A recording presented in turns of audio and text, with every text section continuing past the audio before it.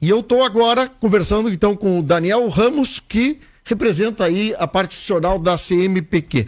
Muito bom dia, Daniel. Bom dia, espero que todos estejam bem. CMPq.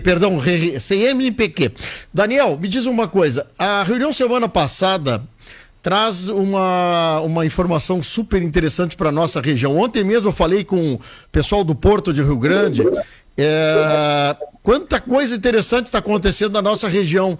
E a empresa de vocês tem tido um cuidado para tratar com essas questões de investimento, sempre com a questão ambiental ligado no processo do investimento, na ampliação de obras. Eu vi que das três pontos que vocês trouxeram semana passada, 2 pontos foi na questão ambiental e o terceiro na questão de investimento e crescimento da empresa. Essa questão ambiental para a empresa de vocês é fundamental, quesito para poder lidar com o processo de desenvolvimento ao entorno, né? É isso aí. A CMPC é uma empresa centenária, né? E hoje nós produzimos celulose, que é a matéria-prima do futuro. Hoje, se a sociedade cada vez mais ela não quer produtos à base de combustíveis fósseis não renováveis, né, que a gente conhece como plástico. Sim. Não é o plástico como produto é um produto super importante para nós e para a economia brasileira. Mas o plástico de uso único, aquele que você descarta logo após consumir, numa refeição, numa teleentrega, numa embalagem de supermercado, numa embalagem de medicamento, numa embalagem de alimento.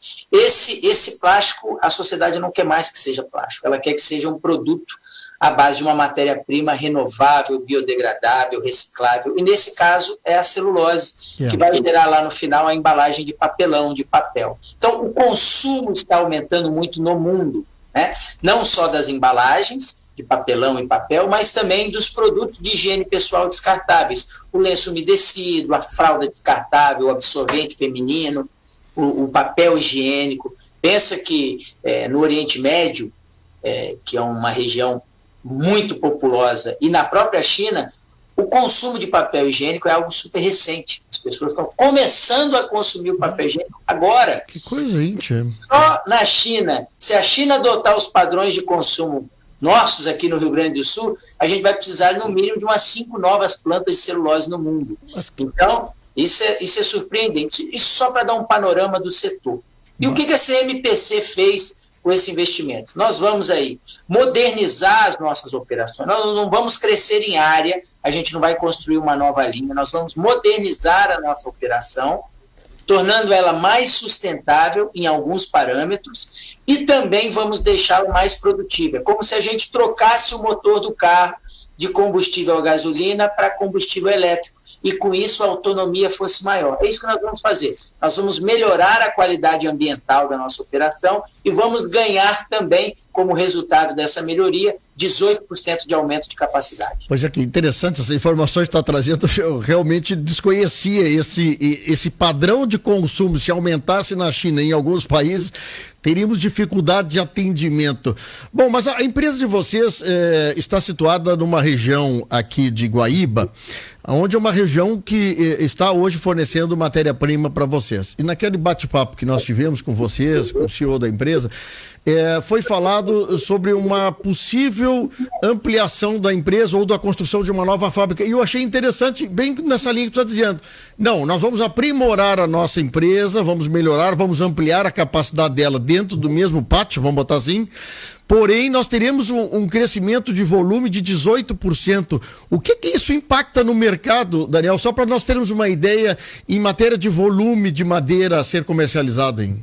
Tá, eu vou te dar uma referência em volume de celulose, que é o produto final, né? Certo. A região sul do estado é uma região super importante para a gente no fornecimento de madeira e a gente já faz um processo de produção de celulose a partir do eucalipto super sustentável no manejo dessas propriedades e também super sustentável no transporte, né? Se você pensar que a gente leva toda a madeira da região sul até o Porto de Pelotas, no Porto de Pelotas que nós fizemos uma verdadeira obra de requalificação, nós embarcamos essa madeira numa barcaça, vem no que a gente chama de trajeto Lagoa dos Patos, Guaíba, até a planta aqui em Guaíba, nós colocamos essa madeira dentro do nosso sistema produtivo, transformamos ela em celulose, carregamos a mesma barcaça, que vai de novo pelo Guaíba, depois Lagoa dos Patos, não mais para Pelotas, mas para Rio Grande, devolvemos essa celulose para o pátio do porto em Rio Grande, embarcamos no navio maior pós-Panamá e seguimos para o mundo, para abastecer o mundo. Com esse aumento de produção de 18%, nós estamos falando em tonelada, em 350 mil toneladas. A planta de Guaíba vai ter a capacidade produtiva, sem aumentar a área, como você mesmo bem disse, de 2.350.000 toneladas de celulose anual. Para te dar uma referência, as antigas plantas de celulose, uma linha de produção de celulose antiga, produzia 450 mil toneladas. Numa melhoria ambiental e modernização operacional que iremos fazer, nós vamos gerar quase que uma planta de celulose do tamanho das antigas, em adicionais capacidades. Inclusive, todo um equipamento tecnologicamente correto, interessante, né? E uma coisa que eu achei legal daquele papo que vocês tiveram é justamente sobre a questão ambiental, quer dizer, a utilização da matéria-prima, da matéria que não é usada para a produção de celulose, isto tudo gerando energia na própria empresa. Isso é outra coisa também de fundamental necessidade e também de tu fazer a destinação do produto, todo o produto, 100% do produto, de forma ecologicamente correta. É isso aí. A gente costuma dizer aqui na CMPC que o lixo não existe, o lixo é um erro de design. Então, o lixo para a gente aqui, o que popularmente as pessoas, a dona de casa, o trabalhador, o cidadão comum entende como lixo, a gente chama de resíduo e ele vira uma matéria-prima super valiosa. Todo resíduo, ou lixo, que é produzido, que é gerado na nossa produção de celulose, a gente recicla 100%.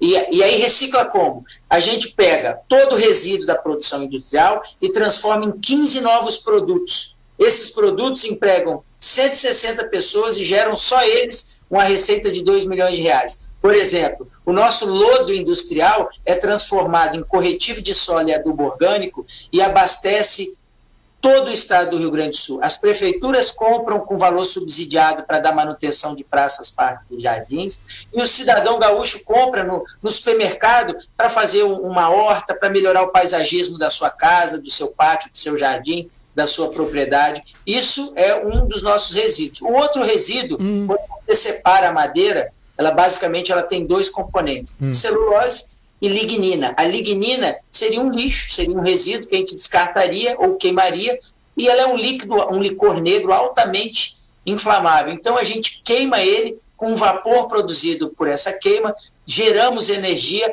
e tornamos essa planta autossuficiente do ponto de vista energético para toda a operação. Então, o resíduo aqui, na verdade, é uma grande matéria-prima e está no nosso DNA CMPC fazer isso há bastante tempo. Que legal! Olha, sinceramente, não sabia dessa informação do lodo, que é uma coisa interessantíssima, porque isso aí é uma coisa que atende muitas coisas, e da energia eu achei legal também essa parte de vocês.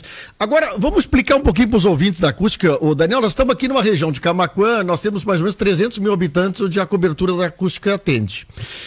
Naquele dia eu fiz umas perguntas para vocês e eu achei interessante. A construção de uma empresa aqui, de uma ampliação da empresa aqui em Guaíba, que impacto teria na nossa região? E agora eu te pergunto sobre o seguinte: geração de empregos, por exemplo, na questão da obra. O que vocês imaginam e o que poderia ser daqui a pouco atraído da região para trabalhar lá em Guaíba? Ótima pergunta. Esse projeto é o maior investimento privado do Rio Grande do Sul esse ano. Ponto. Então, do ponto de vista econômico, são 2,75 bilhões de reais. Esse investimento vai gerar, no total de postos de trabalho, mais de 7.500 postos de trabalho. Diretamente ali na fase de obra, 3.680. Esses 3.680, nossa meta é que 70% sejam de moradores do Rio Grande do Sul.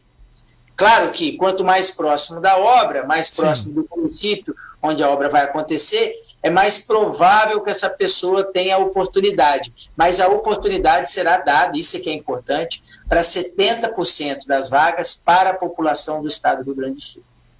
Os outros 30% são quadros funcionais que vêm com as empresas, quadros gerenciais, quadros muito técnicos, específicos que vêm de outros estados ou outros países.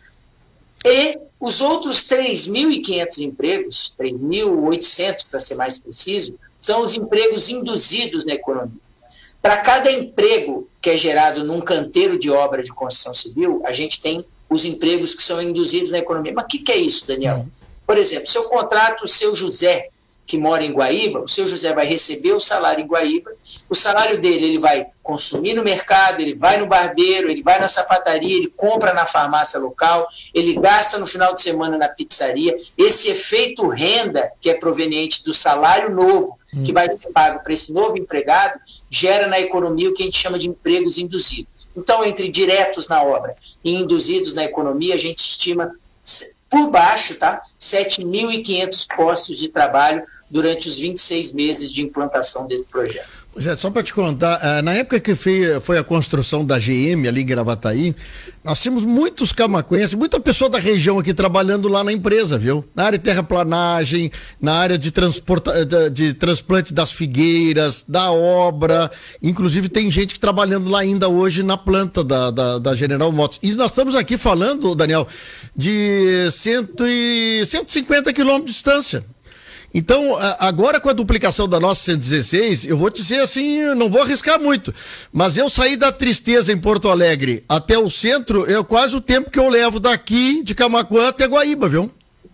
Não, isso é ótimo, porque essas vantagens de ter formação, de ter uma mão de obra qualificada e com a facilidade logística que a duplicação da 116 nos proporcionou, faz com que certamente muitos moradores da região estejam conosco durante esse período de obras. Sim. Porque o que as empresas vão procurar são profissionais qualificados para aquelas atividades, de carpinteiro, soldador, para a construção civil de uma maneira geral. E os melhores currículos serão selecionados. Então, sendo a pessoa do Rio Grande do Sul, ela já tem grande condição e grande probabilidade de estar conosco aqui. Pergunta, pessoas que querem, ou pessoas ou empresas que queiram participar desse processo de seleção da CMPC, quando do início das obras, da preparação da obra, que caminho essas pessoas podem ter, Daniel?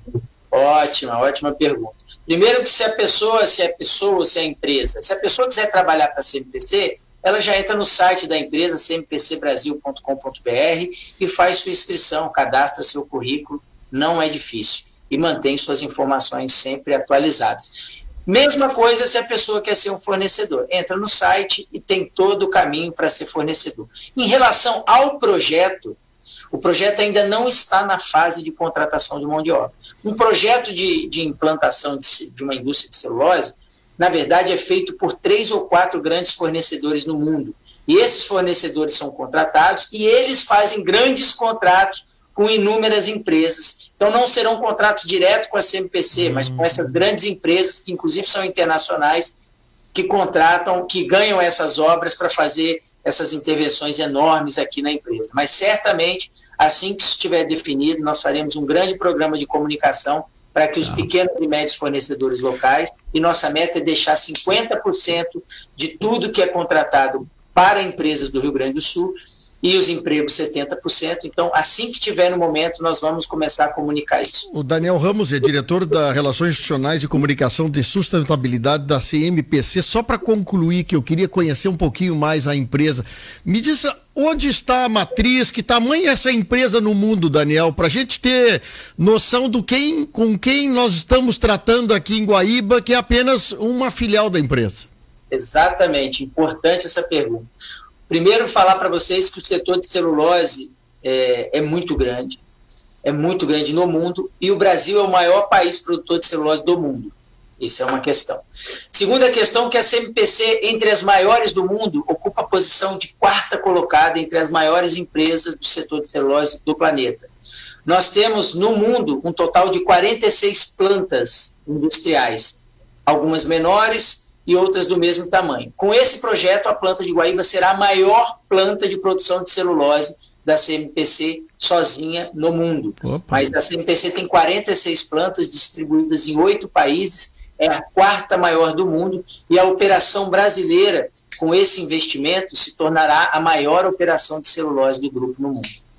É legal, pelo menos nós vamos ter uma bandeira importante da CMPC aqui em Guaíba, né? Sendo a maior produtora, que alegria. Eu fico muito faceiro que a nossa região dê notícias positivas como essa, viu, Daniel? Eu fico feliz mesmo com esse depoimento, essa participação de vocês aqui no programa da Acústica, e absolutamente certeza de que nós poderemos irradiar muitas coisas positivas aqui com esse anúncio, com a formatação de novos parceiros, funcionários, empresas também ajudando, e tomara a Deus, né, que a gente consiga ter só notícias positivas daqui para frente, pelo menos para nós alavancar o nosso sul do Rio Grande, Daniel.